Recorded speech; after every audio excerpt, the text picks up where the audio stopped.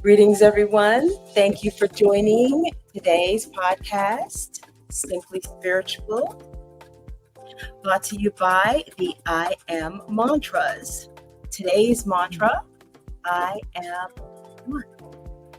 I am one with all things. So it is uttered, so it is. Join me in welcoming my esteemed guest, Natasha Mayet. Hi, Natasha. How was your piece today? Oh, my piece feels very whole and very seen. Yeah, this mantra really resonates with me, the I am one, because I feel that, I founded a film festival on Friday, so we launched, and one of those things was seeing each other as one, as we are not so different, and it was about myself being seen. So currently, my piece feels seen and one. Beautiful. I lost you, but yeah, there you are. Beautiful, beautiful. Yeah, I gave you a solo there. Okay, so Oh. yeah. In terms of spirituality, Natasha, how does spirituality intertwine with your current work? I understand you are invested in the divine feminine, but how does spirituality look for you on a day-to-day basis? Mm. Beautiful question. Beautiful question. So I feel the spirituality has always been there, and it's just us noticing it or remembering it. And especially as of late, a lot of it is tied into my father passing a year ago, and we were very close. And me tapping into my own intuition, and Monica and your high priestess guide, just the thing about stillness and noticing that quiet voice inside. Because, yeah, as I think, especially as women, and we have this voice inside of us, it's always there.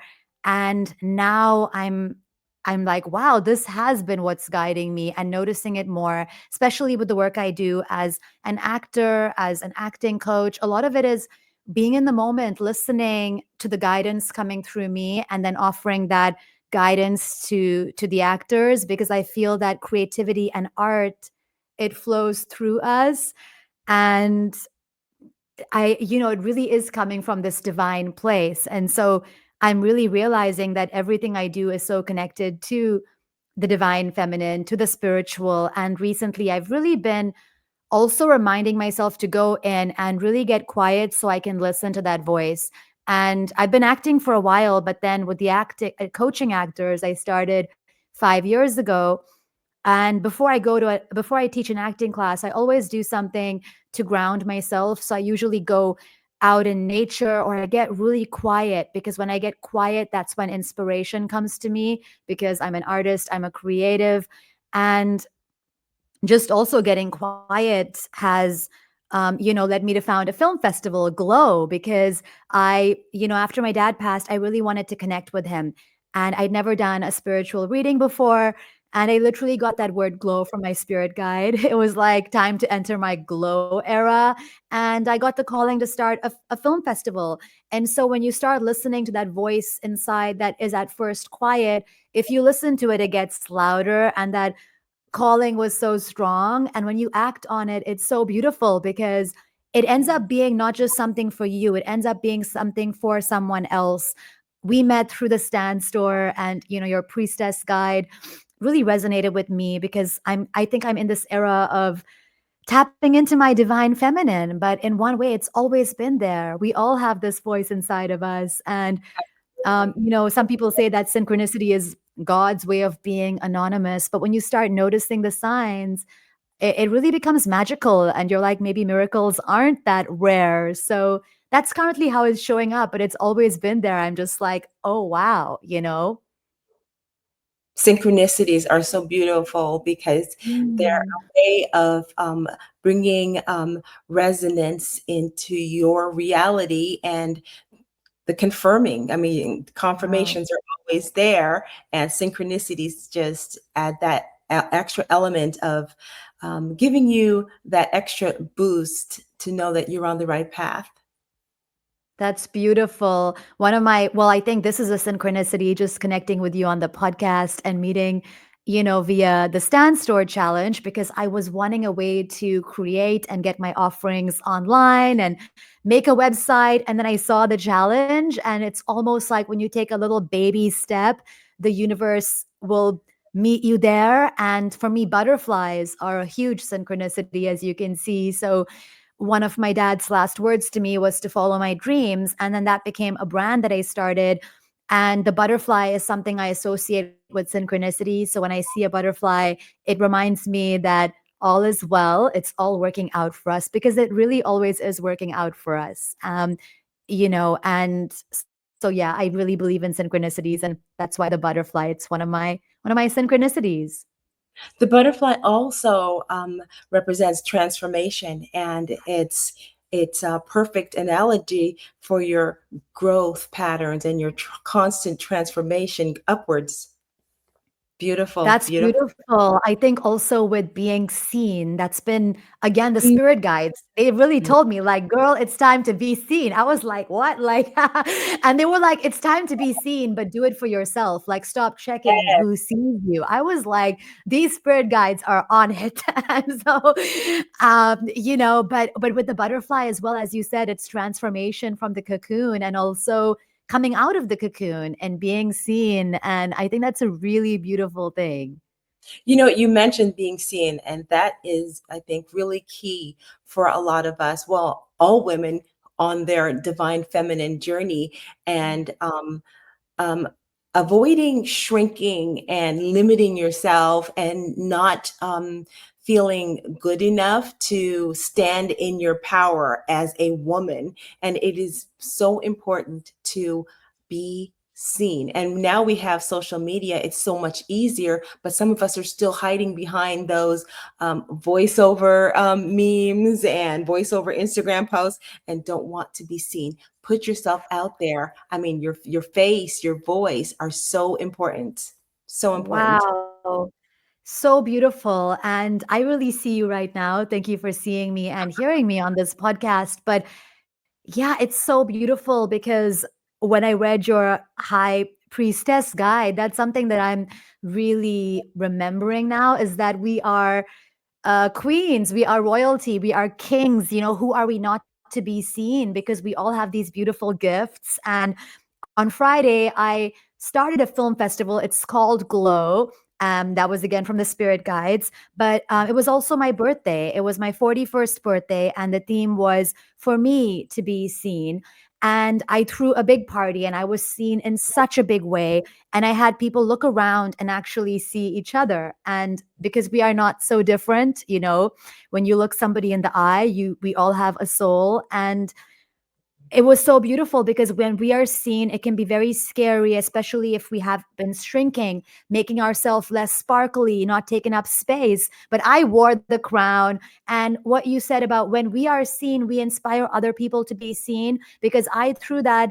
Yeah, for myself, I wanted people to have a good time. And people told me they left feeling seen, and I inspired them to also glow. And one beautiful thing was we handed out sparklers. And I think with women, it's very beautiful when we help each other glow, because everybody had to help each other light the sparkler, and there's enough glow to go around. There is enough divine feminine to go around. And there is nothing more beautiful than when we as women come together in a sisterhood, because we are one, and just glow together. Because sometimes, honestly, we feel like there's limited glow, but there is glow, and there's light enough. There is divine feminine for everybody. So I think it's very beautiful. We'll be like, you're a queen, we're goddesses. And who are we not to share these beautiful gifts that we have been blessed with? And, with the Stand Yes. Store Challenge, everybody has gifts, and everybody is unique, and somebody needs those gifts. And so if we're not seen and we hide the gifts, we're depriving somebody of it. And you reaching out to me to be on your podcast, what a beautiful gift you're giving to me, to be seen and heard. And maybe somebody listening to our conversation might be inspired to also face their fears, because the fears don't go away. I realized in the Stand Store Challenge, we have to do the stuff scared, but maybe the fact that we're scared is our calling to do it. So yes to everything you said. And also doing it while you're scared as an inspiration for someone else because you become that much more real to them. And I just thought that Mm. was just, aha, that was an aha moment for me because it really inspires a lot of us that are not having, not making that first step. And it's so important to take that first step and realize it's baby steps at first, and the sky's the limit. A journey of 1,000 steps starts with Mm. one step, and it's Oh, just that's taking. so beautiful. Yes, yes, yes. That's So so beautiful. Yeah. we know that we live in a male dominated society, and as such with patriarchy, and we see how it's going for us right now. it's Yeah, not yeah. it's not highlighting the divine feminine and female leadership. What is your belief and what's your take on female leadership and how that looks in today's society? Beautiful question. Something that just came to mind to me is because I am an acting coach and I started off as an actor, and I also work with men and women, or whatever gender we identify as, and we each have a masculine and a feminine. And at certain points in my life, I'm checking in because currently I'm a bit more in my masculine than in my feminine. But when it comes to working with male or female actors, I think the idea of a leading man has changed. Luckily, also in our films and our programming, where the leading man is vulnerable. And so men are tapping into their feminine qualities. And I feel like all of us need to have those qualities in balance. And honestly, for me, leadership is leading with vulnerability. It is having a balance between those qualities. But honestly, leadership is recognizing there's a leader in everybody, and the best leaders develop other leaders because each of us can be a leader. So for me, it's leading with vulnerability. And I definitely see that sometimes I'm grateful that I think that thank you, Brene Brown, that this idea of, what it means to be a man has changed, or a woman has changed, where for me, leadership is with vulnerability, authenticity, and seeing each other. And we all have these qualities, so we can lead together. We can totally lead together. And there's some things that it's so, I'm very lucky because a lot of the men in my life, they're leading from vulnerability and they've grown into that to being seen. And it's maybe about having those. I think men do have a divine feminine as well that they can tap into. There's the qualities as well, which is the vulnerability, the softness. So yeah, I hope that maybe. The caring, the nurturing, which is also important for the masculine to take that edge off of this toxic masculinity that we hear so much about. It's because they have lost sight of their feminine, the feminine aspect of their selves, which highlights the fact that the feminine is so vital for the nurturing aspect. And in terms of today's society, do you really think that we would be seeing so much war and turmoil in the world if women were to take their, what I believe, rightful leadership position? Because I mean, we are the womb holders and we give life, we nurture life. So in your opinion, do you think wars would be increased or decreased if it was that divine feminines were to take their leadership positions on a world stage? Take our Yeah, leadership. yeah. So a couple of things. When you said women, I think that we are part of it because there's a beautiful documentary that they told us about when I started teaching actors. It's called The Masks We Live In. And part of it is women, mothers, when they have a son, when the kid is young, the kid can cry. And when the male child gets 10, it's like, no, be a man. So I think we need to help develop the leaders around us. We need to help the men around us.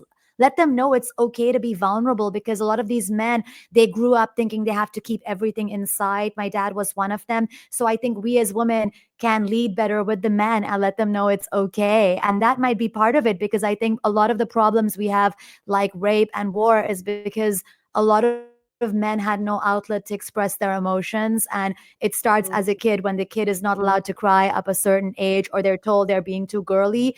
And I think women, we can help other women, our sisters, become leaders too, because sometimes we have a wall up. And so I think that we need to start being leaders in that way, where we help other women, we help our sisters, and we realize we're not competing. We can all be leaders together. And that's also part of the change, because yeah, there are the men, but I think we can definitely do something about it. It also starts with the way we raise the men, or the men in our lives, letting our male friends know it's okay to be Absolutely. human and to tap into their feminine. And I think that would be a global shift if that, yeah. If that would happen, absolutely. And also, I wanted to touch on the gender roles.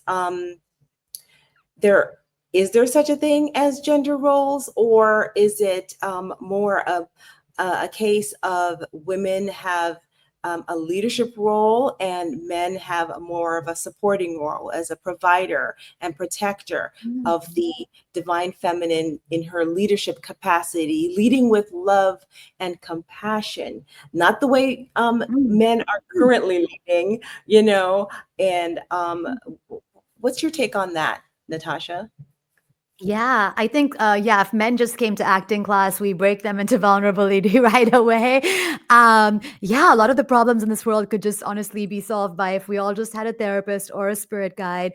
But yeah, in terms of your question, um, I want to actually make sure I'm touching on the question. So, in terms of the qualities we have, are they different? Is That's the question, right? So I feel like with the females' qualities, I think a strong man can stand next to a strong woman. So I am, I wasn't always like this, but I have been stepping into my leadership role, and I'm still looking for my king. But for me, it's going to be a man that stands next to me, and I can be a queen. I can be my full self. I don't have to make myself smaller. He is also, for me, honestly, like it's about a man taking leadership sometimes and making a choice, making me feel safe. Because I think it's also important for us as the feminine to receive, because sometimes when we're not receiving, we don't feel safe. We start to, at least me, override on the other qualities. And so Mm. I think for me, a man who's a leader, he can stand by his queen, and she can lead and be strong, and it's not intimidating. And he's just comfortable in that. But I think also for me as a woman, I think it's important to allow ourselves to receive. Um, and we do need, I think I do create need that safety, that protection. And you have that when it's a man who knows that, who is not, you have that with a man who is comfortable in his own leadership, in a way where you can be your full self and you don't have to shrink because you're afraid that that would intimidate him. So I think that they are, to a certain extent, different qualities, but both can be leaders in their own right. True. I tend to agree with that because if the woman is not feeling supported, uh, Yeah. I think that is the bulk of the issues in society right now. Yeah. Women being supported, and consequently, there is a dis-ease within the divine feminine, and that affects Mm, the masculine. And then there's a resentment that kind of happens, I think, on both sides when those happen when that happens. So when the divine feminine is coming into herself, like you and I, and able to glow, able to be seen, mm. and the Yeah. masculine will see that and obviously yearn to protect that precious gift of the divine feminine, and we can Mm, work together. It's a symbiotic relationship, I think. They work together. Sometimes the men will lead, sometimes the woman will lead. You also mentioned something that I think is key. You said side by side, because we're mm, coming from a place where the divine feminine has been suppressed and oppressed for so long that side by side is actually progress. You know what I mean? So for us to be side by side with our masculines, with our kings, that is indeed progress on so many levels and so many cross culturally, for that matter. Ooh, 100%. I mean, in my culture, I was born in Pakistan. So, yeah, there's a bit of a imbalance there. But I do think right now, as a woman, I crave that sense of safety and protection. But something I'm also realizing is sometimes we need to give a chance to the man to lead in a way. Like, let the guys step up, tell them what you need, and let them lead. Because I do think to a certain extent we all have the qualities, but I think maybe for the divine masculine, they do need to feel like they are being useful or helping. And so I think it's also because for me sometimes my masculine is in the override. It's also about allowing myself to receive and letting the guy help me, or receiving and allowing them to feel good from that. And so it is a symbiotic relationship of allowing ourselves to receive and allowing other people to give to us. Because I think for a lot of us as women, we are in a survival mode. And so we're scared to receive, and we're like just providing for ourselves. And so for me currently, on my birthday, I allowed myself to receive from people and gave them a chance to step up. So I think, yeah, it's nice to receive. And I think we can remind ourselves to allow, because we're just like in lioness mode and like, it's, yeah. Balance, right? Balance is key. Yeah. So, Yeah. so Natasha, what other aspects of spirituality and the divine feminine would you like to touch on right now before we close? Hmm.